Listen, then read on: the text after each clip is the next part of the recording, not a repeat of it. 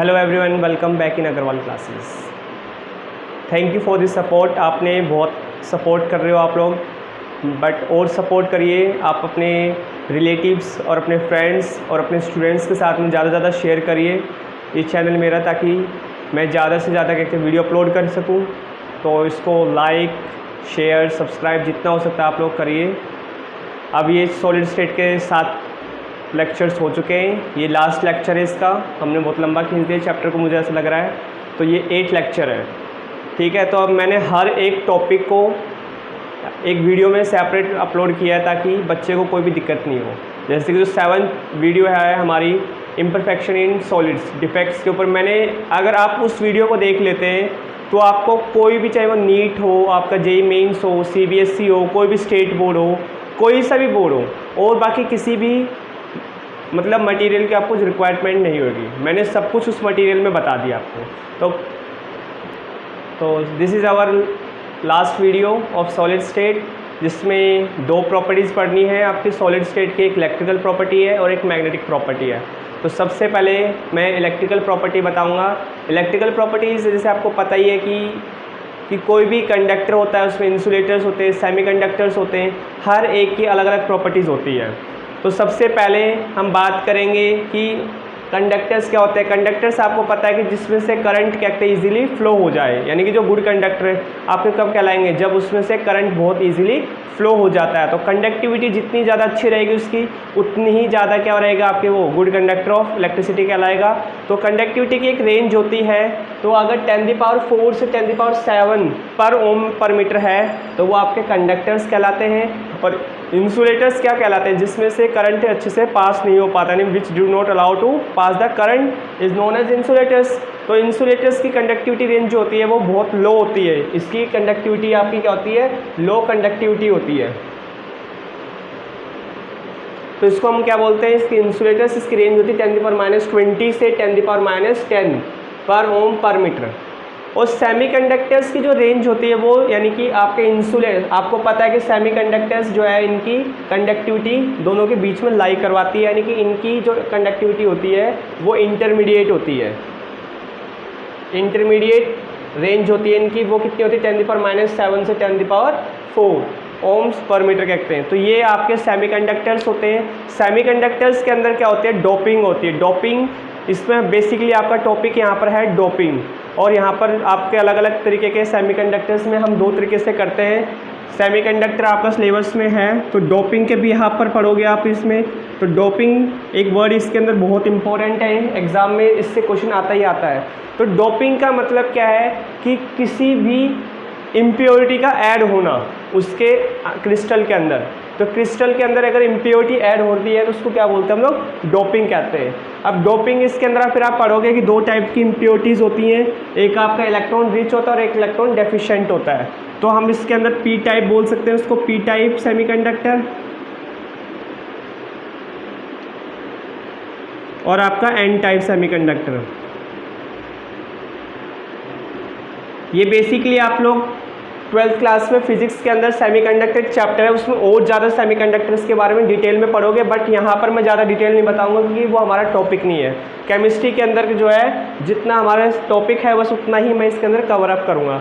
तो इसकी भी पहले इसमें क्या दे रखा है, आपका कंडक्शन बैंड और बैलेंस बैंड के बिहाफ पर एक डायग्राम्स में समझा रखा है कि ये तो मैंने रेंज बताया, तो पहले उसके बारे में स्टडी कर लेते हैं। हम कहते हैं इसके बारे में थोड़ी देर बाद में आते हैं। तो पहले मैं बताता हूँ आपको इंसुलेटर और कंडक्टर और इनको कंडक्शन बैंड और बैलेंस बैंड के बिहाफ पर कैसे एलोब्रेट किया गया है वो देखोगे।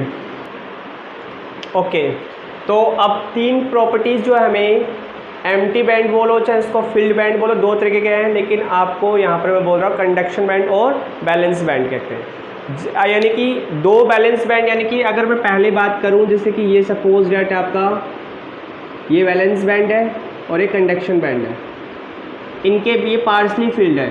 पार्शली फील्ड है मतलब क्या होगा, अगर मैं इनको एनर्जी देता हूं तो ये दोनों के दोनों अगर ओवरलैप कर जाते हैं, जैसे कि ऐसे, ये इस तरीके से ये ओवरलैपिंग हो रही है मान लो यहाँ पर, यानी कि कंडक्शन बैंड और बैलेंस बैंड अगर ओवरलैप कर जा रहे हैं, यानी कि इनके एनर्जी जो गैप है वो बिल्कुल कम है, तो इसको हम बोलते हैं क्या, कंडक्टर्स। क्या बोलते हैं, कंडक्टर्स बोलते हैं। जब कंडक्शन बैंड और बैलेंस बैंड दोनों क्या कर जाएं, ओवरलैप कर जाएं, तो उसको क्या बोलेंगे, कंडक्टर्स बोलेंगे। ठीक है, ओवर यहाँ पर लिख सकते हो कि ओवरलैपिंग और वेरी स्मॉल एनर्जी, ये क्या कहलाता है आपका, कंडक्टर्स कहलाते हैं। और जब कहते हैं बहुत, यानी कि थोड़ा सा इसमें गैप नहीं है, लेकिन कंडक्शन बैंड ये आपका और ये आपका इंसुलेट, ये जैसे मान लो ऐसे बनाओ, ये आपका बैलेंस बैंड है और ये आपका कंडक्शन बैंड है। ठीक है, अगर इनके बीच में एनर्जी गैप जो है वो थोड़ा स्मॉल है, इतना ओवरलैप नहीं कर रहे, ओवरलैप को थोड़ा सा दूर कर दो, ऐसे इतना है इनके अंदर थोड़ा है, तो स्मॉल गैप है, तो उसको क्या बोलेंगे हम लोग, स्मॉल एनर्जी गैप रहेगा, तो उसको हम बोलेंगे क्या, इंसुलेट, वो सॉरी सेमीकंडक्टर बोलेंगे, इसको क्या बोलेंगे, सेमीकंडक्टर। इसके अंदर क्या था, ओवरलैपिंग होने की वजह से इलेक्ट्रॉन जो है बहुत जल्दी कहते हैं एक दूसरे के अंदर मूव कर जाता था। इलेक्ट्रॉन की जो मूव करने की टेंडेंसी थी वो बहुत ज़्यादा फास्ट थी, इस वजह से कहते हैं हम इसको कंडक्टर बोल रहे थे। अब इसके अंदर स्मॉल एनर्जी गैप है, तो थोड़ा इलेक्ट्रॉन इतनी जल्दी से ट्रांसफ़र नहीं होगा, लेकिन इतना जल्दी नहीं हो पाएगा। इस स्मॉल एनर्जी गैप को, ये जो गैप होता है, इस एनर्जी गैप को फॉरबिडन एनर्जी भी बोलते हैं, या फिर आप बोल सकते हो नॉर्मल एनर्जी भी। अगर मान लो कि ये कंडक्शन बैंड ले लिया मैंने, और ये आपका कहते हैं मान लो थोड़ा और कर लेते हैं, ऐसे ले, क्योंकि स्पेस थोड़ा कम है, मैं सब कुछ नहीं समझाऊंगा। ये आपका कंडक्शन बैंड और ये आपका बैलेंस बैंड। अब देखो इसके बीच में, दोनों के बीच में एनर्जी गैप जो है वो बहुत ज़्यादा है, इस वाले से सेमीकंडक्टर से एनर्जी गैप इसका ज़्यादा है। तो अगर एनर्जी गैप कहते हैं बहुत लार्ज हो, वेरी लार्ज एनर्जी गैप, तो इसको क्या बोलेंगे हम लोग, इंसुलेटर। इसको क्या बोलेंगे, इंसुलेटर। तो वही चीज़ बताइए मैंने, अगर यानी कि in a metals conduction band is close to balance band, therefore electrons can easily move, यानी कि ओवरलैपिंग होने की वजह से इलेक्ट्रॉन्स मूव कर सकते हैं, तो उसको क्या बोलेंगे हम लोग, कंडक्टर्स बोलेंगे।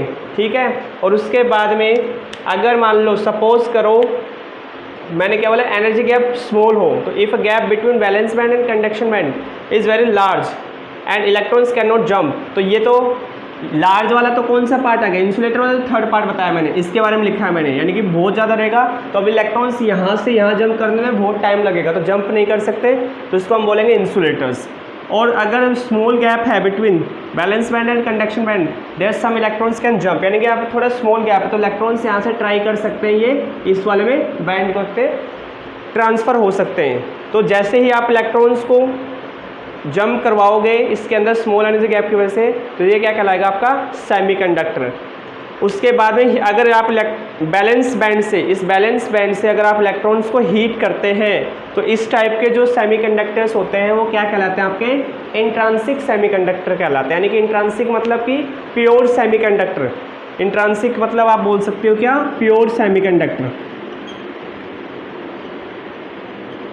जैसे कि आपका हो गया सिलिकॉन हो गया, गैलियम हो गया, ये सारे कैसे हैं आपके प्योर सेमीकंडक्टर्स हैं। तो इस केमिस्ट्री के अंदर हमें इतना ही पढ़ना है इसके बारे में, बाकी का फिजिक्स के अंदर ज़्यादा डिटेल पढ़ोगे। तो सेमीकंडक्टर अब जो है इसमें मैंने बताया आपको कि कंडक्टिविटी है, तो कंडक्टिविटी के अंदर अगर इम्प्योरिटी ऐड हो जाती है तो उसको हम बोलते हैं क्या, डोपिंग। तो डोपिंग और या फिर बोल सकते हैं इम्प्योरिटी, वो हमें 2 टाइप्स की पढ़नी है, जिसको मैंने बताया आपको पी टाइप और एन टाइप। तो उसको देखो पढ़ेंगे अब आगे हम, पी टाइप और एन टाइप क्या होता है। ओके, तो मैंने डोपिंग की डिफाइन कैसे लिखोगे आप, conductivity of intrinsic semiconductor is very low. Intrinsic semiconductor की कंडक्टिविटी बहुत ज़्यादा लो होती है, मैंने बताया आपको इंटरमीडिएट होती है उसके बीच में। तो अगर उसकी कंडक्टिविटी को बढ़ाना है तो हम क्या करेंगे, उसमें इम्प्योरिटी ऐड करेंगे, which can be increase by adding appropriate amount of suitable impurity. और जो इम्प्योरिटी एडिशन होता है उसको क्या बोलते हैं, डोपिंग बोलते हैं।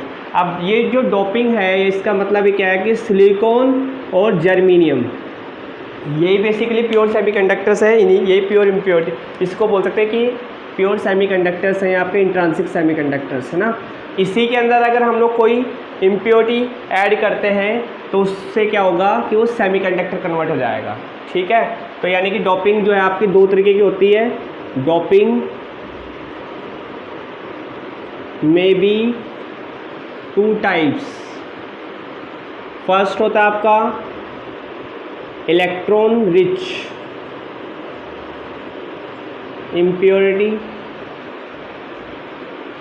जिसको हम क्या बोलते हैं, एन टाइप सेमीकंडक्टर भी बोलते हैं। एन टाइप इम्प्योरिटी है फिर सेमीकंडक्टर।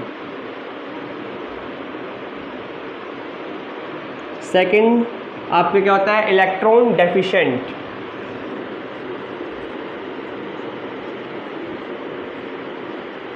डेफिशिएंट इम्प्योरिटी, इसको पी टाइप सेमीकंडक्टर बोलते हैं।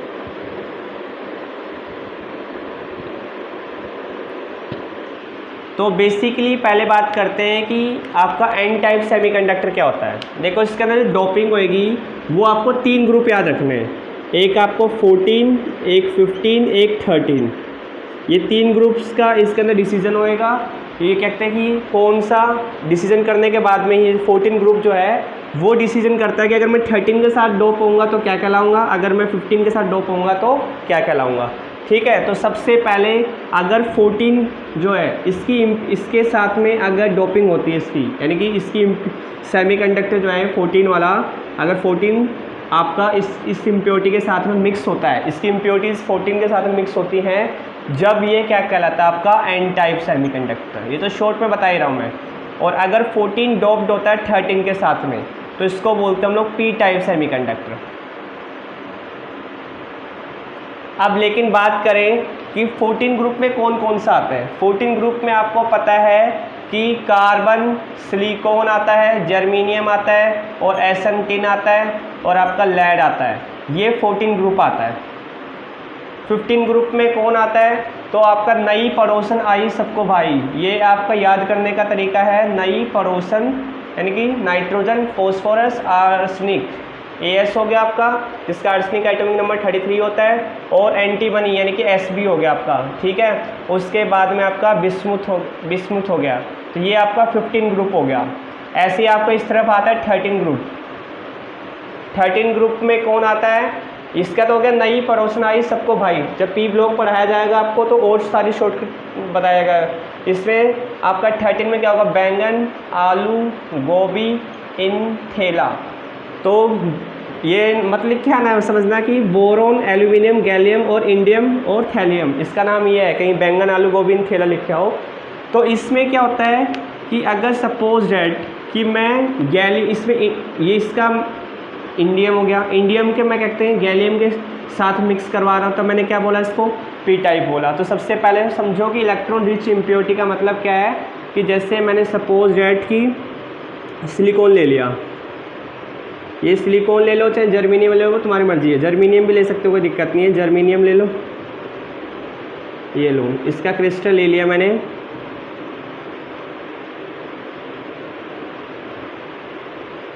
इस तरीके से आप अरेंज कर लोगे क्रिस्टल को।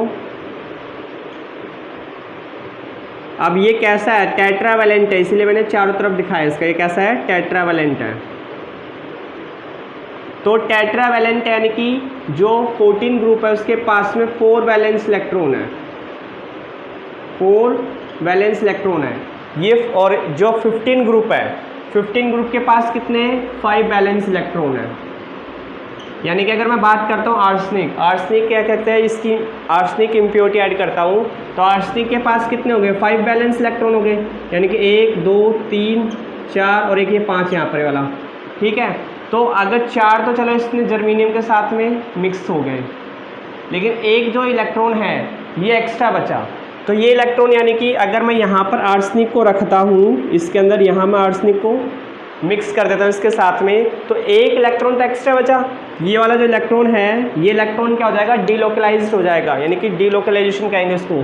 इस इलेक्ट्रॉन को क्या बोलेंगे, सरप्लस इलेक्ट्रॉन या फिर डीलोकलाइज्ड इलेक्ट्रॉन। ये डीलोकलाइज्ड इलेक्ट्रॉन क्या करेगा इसकी इम्प्योरिटी, इस यानी डिलोकलाइज्ड इलेक्ट्रॉन होएगा इस वाले के पी एन टाइप के अंदर क्या कर देगा, इसकी कंडक्टिविटी को इंक्रीज कर देगा। डिलोकलाइज्ड इलेक्ट्रॉन क्या कर देगा, कंडक्टिविटी इंक्रीज कर देगा। और इस टाइप का जो आपकी इम्प्योरिटीज एडिशन है इसको क्या कहते हैं हम लोग, एन टाइप सेमीकंडक्टर कहते हैं। तो आपको क्वेश्चन में आ सकता है कि when silicon is doped with arsenic, तो कौन से टाइप का सेमीकंडक्टर होएगा ये आपका एन टाइप सेमीकंडक्टर होएगा। ठीक है, समझ में आ गया होगा। अभी लिखने का तरीका बता देंगे आपको। उसके बाद में इलेक्ट्रॉन डेफिशिएंट मतलब इलेक्ट्रॉन की कमी। इलेक्ट्रॉन की कमी का मतलब क्या है कि मैं यहीं पर दिखा देता हूँ, इसी वाले में यहाँ से मैं ये हटा देता हूँ ग्रुप।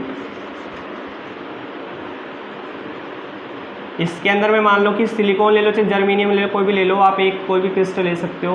यहाँ पर ये ले लो, मैंने सिलिकॉन के क्रिस्टल ले लिए इस बार।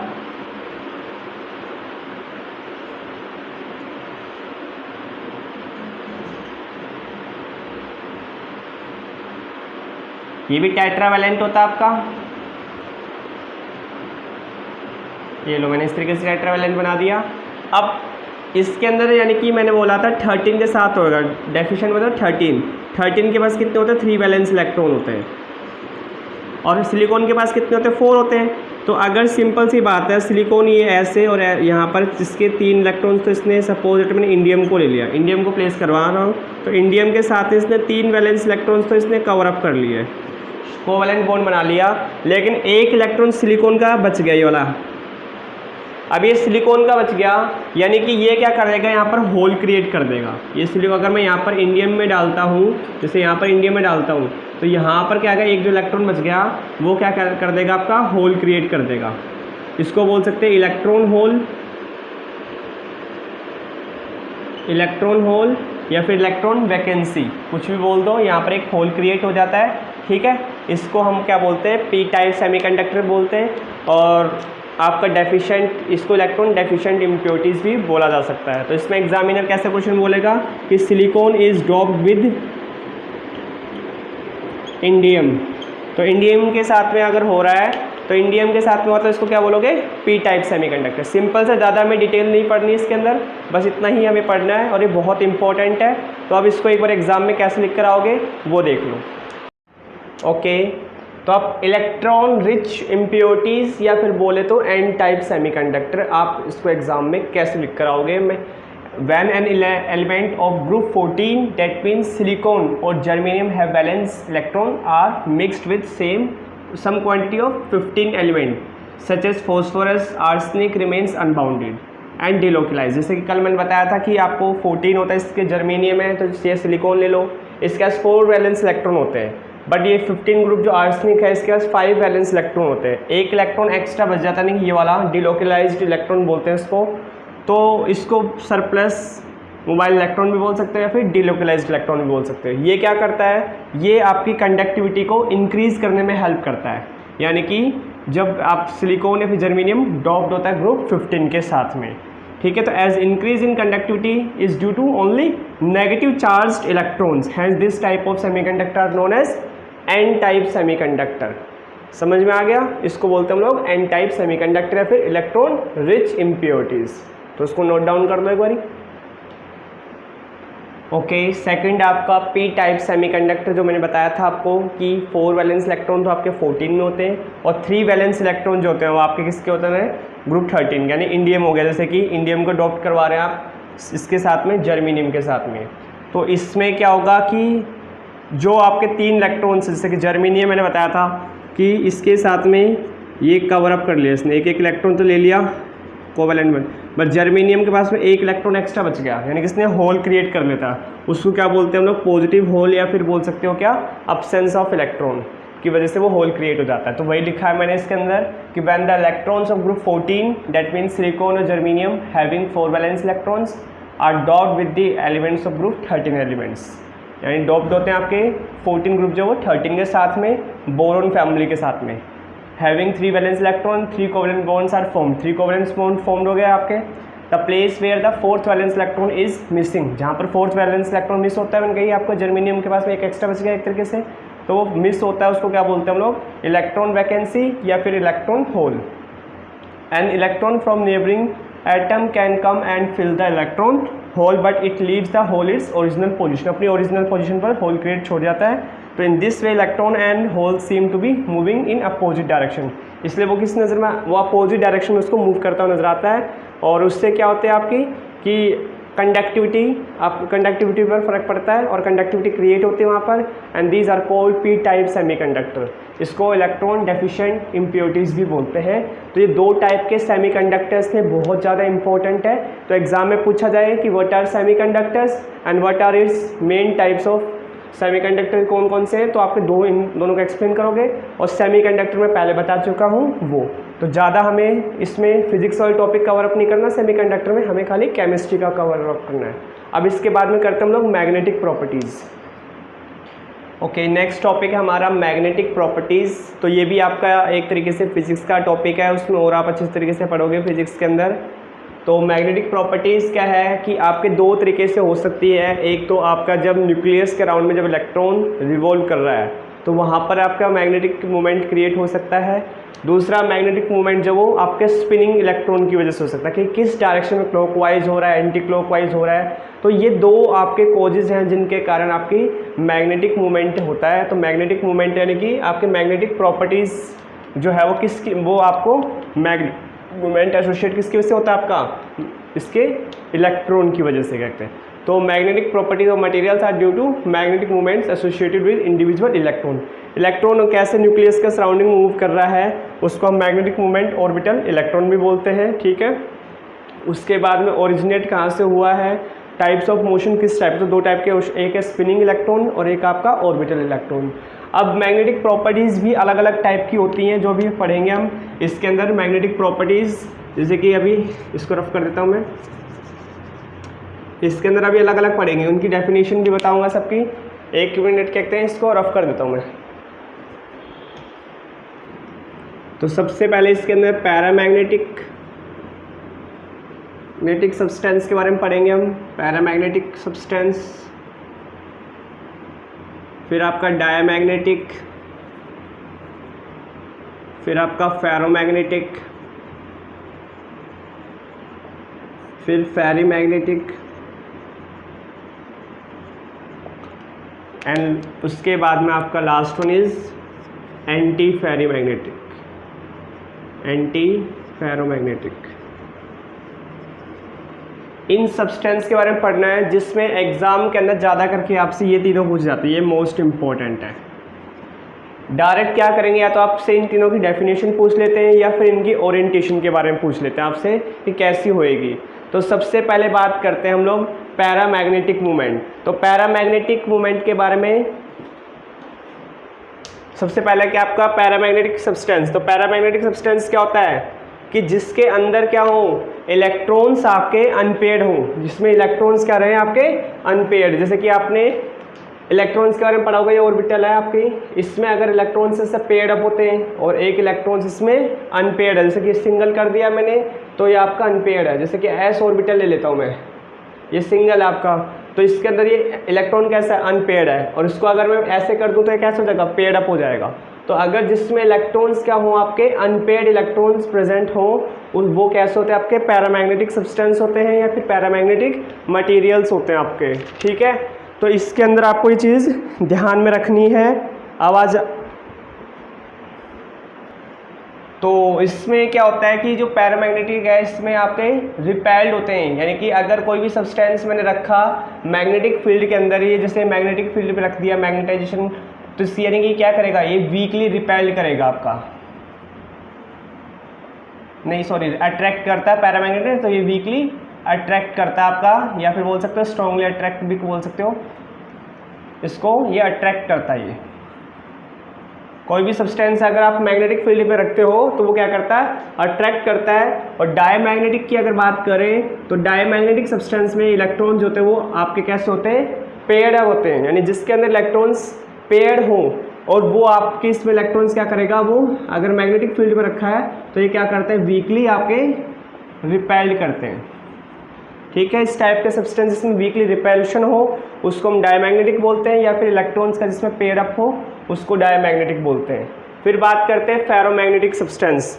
तो फेरोमैग्नेटिक सब्सटेंस में क्या होता है, अगर डोमेन्स की बात करें कि सारी की सारी डोमेन्स क्या हों, आपके एक डायरेक्शन में हो, यानी कि पैरेलल। कैसी हो सारी की सारी, इसके अंदर पैरेलल डायरेक्शन हो, इस टाइप से सारी की सारी डोमेन जो है वो कैसी हो, पैरेलल में हो, तो उसको हम बोलते हैं क्या, फेरोमैग्नेटिक सब्सटेंस। और फेरीमैग्नेटिक सब्सटेंस क्या होता है आपका, फेरीमैग्नेटिक सब्सटेंस यानी कि पैरेलल और एंटी पैरेलल, यानी कि अगर दो डोमेन्स इस तरीके से तो एक नीचे होएगी, फिर आपका इस तरीके से है तो एक ऐसे रहेगी, यानी पैरेलल और एंटी पैरेलल का केस होता है इसके अंदर फेरीमैग्नेटिक सब्सटेंस के अंदर। और एंटी फेरो के अंदर क्या होता है आपका, एक पैरेलल एक एंटी पैरेलल, एक पैरेलल एक एंटी पैरेलल, यानी कि अपोजिट डायरेक्शन में। तो अपोजिट डायरेक्शन में होने की वजह से इसका डाइपोल मोमेंट क्या हो जाता है, जीरो हो जाता है। ठीक है, तो इसको बोलते हैं हम लोग एंटी फेरोमैग्नेटिक सब्सटेंस। अब बहुत सारे एग्जांपल्स हैं, आपको वो पर्टिकुलर याद भी रखने हैं, इनका ज़्यादा कुछ पूछा जाता है, खाली डेफिनेशन पूछी जाती है आपसे और इनके एग्जाम्पल्स पूछे जाते हैं। तो आइए उनको आप कैसे लिख कर आएंगे वो देखिएगा। पैरामैग्नेटिक सब्सटेंस अगर आता है या डायमैग्नेटिक मटेरियल आता है सब्सटेंस, तो आप उनको डिफाइन कैसे करके आओगे। पैरामैग्नेटिक बोला मैंने, अनपेड इलेक्ट्रॉन्स होते हैं, they have permanent magnetic dipole moments, dipoles due to few unpaired electrons, उनका परमानेंट होता है आपका अनपेड इलेक्ट्रॉन्स की वजह से। And they are weakly attracted by applied magnetic field, जैसे उनको मैग्नेटिक फील्ड में रखते हैं तो वो कहते हैं वीकली अट्रैक्ट होते हैं, but can not be magnetize permanently नहीं होते, टेम्प्रेरी होते हैं वो। कुछ एग्जांपल्स आप दे सकते हो, Cu2+, Fe3+, O2, CuO, TiO, VO2 etcetera, ये सारे एग्जांपल्स किसके हैं आपके, पैरामैग्नेटिक सब्सटेंस के हैं। दूसरा डायमैग्नेटिक मटेरियल, यानी कि जिसमें इलेक्ट्रॉन्स क्या रहे, पेयर्ड अप रहे। तो the solids having all the paired up electronic spins are called diamagnetics and they are weakly repelled by magnetic field कहते हैं। इसके कुछ एग्जांपल्स आपने C6H6 हो गया, NaCl हो गया, TiO2 हो गया और एक्सेट्रा। तो ये दोनों आप डेफिनेशन हो गई आपकी किसकी, पैरामैग्नेटिक और diamagnetic. And the third definition is ferromagnetic and ferrimagnetic. Okay, ferromagnetic और फेरीमैग्नेटिक ध्यान रखना दोनों अलग अलग है, एक में O है एक में I है, कि दोनों की डेफिनेशन मिक्स करके आ जाओ। पहले फेरोमैग्नेटिक सब्सटेंस यानी कि the substance show permanent magnetism even in the absence of magnetic field, magnetic field नहीं होएगी तब भी ये शो करेंगे permanent magnetism movement. Example nickel cobalt हो गया। ठीक है, when ferromagnetic substance is placed in a magnetic field, अगर रखते हैं तो dipoles are align in this same direction, जैसे आप मैग्नेटिक फील्ड के प्रेजेंस में रखोगे तो सारे के सारे डाइपोल्स कैसे आएंगे, आपके सेम डायरेक्शन में आएंगे। ये हो गया आपका फेरोमैग्नेटिक सब्सटेंस। कई बार ये भी हो सकता है कि आपको बना के दे दें और आइडेंटिफाई करना हो कि किस टाइप का मैग्नेटिक प्रॉपर्टी को शो कर रहा है। फेरीमैग्नेटिक सब्सटेंस क्या है, these substance are weakly attracted by magnetic field as compare to ferro. अब ये इससे कंपैरिजन में थोड़े वीकली अट्रैक्टेड रहते हैं। ठीक है, तो these domains are align in parallel and anti parallel, यानी कि अनइक्वल नंबर्स में मैंने बताया था आपको, अगर एक ऐसे है अलाइनमेंट इसका डोमेन का तो एक दो डोमेन ऐसे रहेंगी, फिर एक ऐसे है तो एक ऐसे रहेंगे, दो इस तरीके से, यानी अनइक्वल नंबर्स में आपके अलाइनमेंट होती है, इसको बोलते हैं फेरीमैग्नेटिक सब्सटेंस। एंड अब लास्ट बचा हमारा कौन सा, एंटी फेरोमैग्नेटिक। उसके बाद में ये देखेंगे इनमें सबसे ज़्यादा बेस्ट कौन सा है, फिर बोल सकते हैं कि इसमें से which would be better substance कौन सा होगा, तो वो फेरोमैग्नेटिक सब्सटेंस रहेगा। ठीक है, वो क्यों रहेगा उसका भी लास्ट में मैं बताता हूँ, और उसके बाद में एक दो छोटे मोटे डेफिनेशंस हैं वो बता के उस चैप्टर को आज ख़त्म कर देते हैं हम। ओके, ये आपका लास्ट प्रॉपर्टी है इसकी, मैग्नेटिक प्रॉपर्टीज़ की। Anti ferromagnetic movement are those substance which having similar to the ferromagnetic substance, means that कि their domains are opposite oriented, therefore these substance have the net dipole moment 0, because एक इस direction में है तो एक इस direction में, एक ऐसे है तो एक ऐसे है, तो दोनों एक दूसरे को कैंसिल आउट कर देते हैं, इस वजह से इनका डाइपोल मोमेंट क्या होता है, 0 होता है। अब मैंने कही थी कि इनमें से कौन सा ऐसा सब्सटेंस है जो कि परमानेंट आपका मैग्नेटाइजेशन शो करता है, तो वो आपका फेरोमैग्नेटिक सब्सटेंस है, सबसे बेस्ट है और सबसे बेटर है, आपका परमानेंट मैग्नेट शो करता है, क्योंकि metal ions in ferromagnetic substance are grouped into small regions called domains बोलते हैं उनको, and each domain act as a tiny magnet and these domains are oriented in random manner when they placed in a magnetic field, these domains are oriented in direction of the magnetic field, क्योंकि उसी की direction में रहते हैं, same direction में रहते हैं, magnetic field की डायरेक्शन में रहते हैं। That's why this is the most and better for permanent magnetization. तो ये था आपका एंटोफेरिक, ये इलेक्ट्रिकल एंड मैग्नेटिक प्रॉपर्टीज़। इसके अंदर 2-3 डेफिनेशंस और है, जैसे कि आपका आता है 12 to 16 ग्रुप क्या होता है, 13 to 15 ग्रुप क्या होता है। तो इनकी मैं ओरली बता देता हूँ आपको, डेफिनेशन कहते हैं, आप खुद से भी इनको पढ़ सकते हैं। 12 to 16 अगर बात करें कि जिसके अंदर यानी जो कॉम्बिनेशन 12 ग्रुप और 16 ग्रुप से मिले उसको क्या बोलते हैं हम लोग, 12 to 16 ग्रुप। और 13 यानी कि जो 13 और 15 के कॉम्बिनेशन से मिले उसको बोलते हैं हम लोग 13 to 15 ग्रुप कहते हैं। जैसे अगर मैं बात करूँ इसके अंदर ZNS की, इसका ZNS एक एग्जांपल ले सकते हो, तो जिंक और कहते हैं आपका सल्फर, यानी कि सल्फर 16 से, जिंक इससे 12 से। तो ये कैसा है एग्जांपल, आप किस टाइप का, ये 12 to 16 ग्रुप है। 13 to 15 की बात करें तो 13 और 15 में आपको एक एग्जांपल ले सकते हो, गैलियम आर्सेनाइड ले सकते हो, जैसे कि GAS। तो यानी कि the compound which is formed by the combination of 12 and 16 element is known as 12-16 compound. और आपका जो 13 और 15 से बने उसको 13-15 बोलते हैं। ये एग्जांपल बता दिया मैंने, समझ गए होंगे आप होप सो। उसके बाद में आपकी उसके पी टाइप और एन टाइप की कुछ एप्लीकेशंस भी होती हैं, वो आप खुद से पढ़ लेना, जैसे कि रेक्टिफायर में रेक्टिफायर बनाने में यूज़ करते हैं, ठीक है। उसके रेक्टिफायर में डायोड्स बनाने के लिए यूज़ करते हैं। तो इस टाइप की जो छोटी मोटी चीज़ें अगर छूट गई हो तो वो आप खुद से कर लेना। अगर किसी को कोई प्रॉब्लम आए तो वो मुझे टेलीग्राम का लिंक दिया गया है, मैंने टेलीग्राम पर आप मैसेज कर देना। बाकी की इस चैप्टर का सबसे बेस्ट जो मैंने किया कि आपको वर्कशीट भी इसकी मैंने लिंक, इसका PDF अपलोड कर दिया है। अगर इस PDF में भी किसी बच्चे को प्रॉब्लम आती है तो वो बच्चा मेरे से पूछ सकता है, टेलीग्राम की लिंक दिया गया है, तो PDF का लिंक भी मैंने इसमें डाल दिया है। तो इस चैनल की सबसे बेस्ट आपको अगर क्वालिटी नज़र जो आ रही है वो क्या, एक तो प्लस पॉइंट आपका कि एग्जामिनेशन से आपको नोट्स मिल जा रहे हैं, हैंड रिटन नोट्स आपको मिल जा रहे हैं। उसके बाद में आपकी वर्कशीट भी आपको प्रोवाइड करवाई जा रही है, जो हर एक टाइप के न्यूमेरिकल्स भी आपको सोल्व करवाए जा रहे हैं। तो इस चैनल को जितना हो सके आप सब्सक्राइब करिए, शेयर करिए, लाइक करिए। Thank you.